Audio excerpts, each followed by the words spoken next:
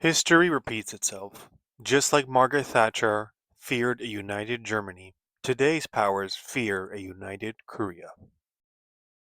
Today, we're breaking down why China, Japan, and even the United States quietly fear a united Korea, and why peace on the peninsula could be the biggest geopolitical shock in Asia since the fall of the Soviet Union.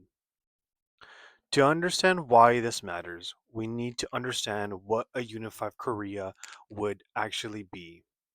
75 to 80 million people, a high tech industrial powerhouse, cheap labor, minerals, and land from the north.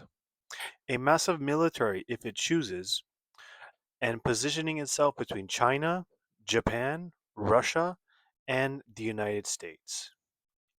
In realism, which is the oldest theory of international politics, this is what we call a regional power shift, and great powers hate shifts.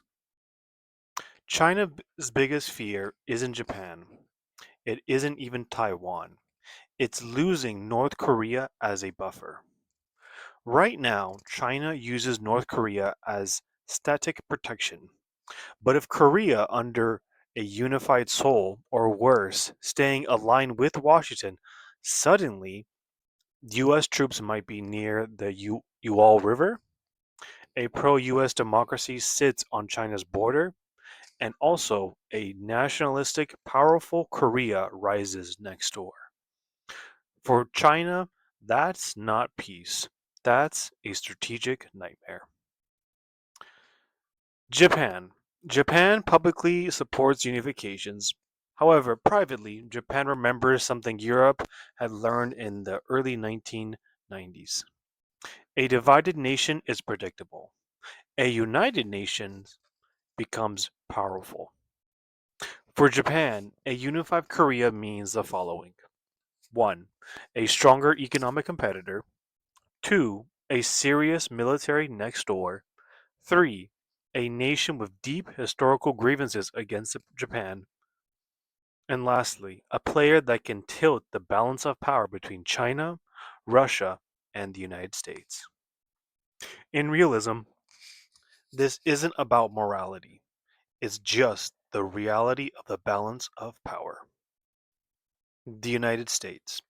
The United States benefits most from a democratic, capitalistic, nuclear free Korea.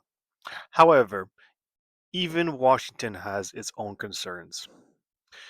For if North Korea disappears, the US will then lose its main justification for bases.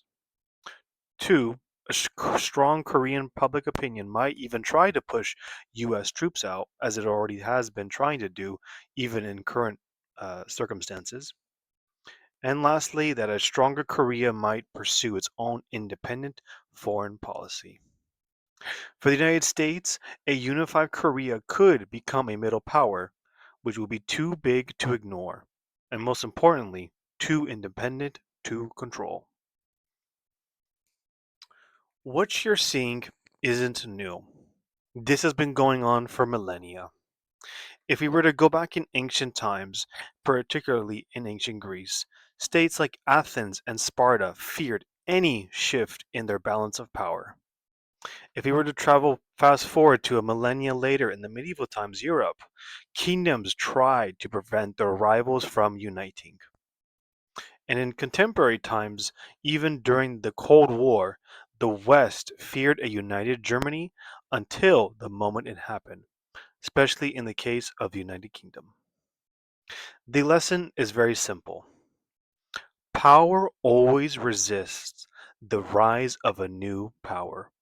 And in the case of Korea, Korea will be a unified, stable, and strong country that could reshape Asia.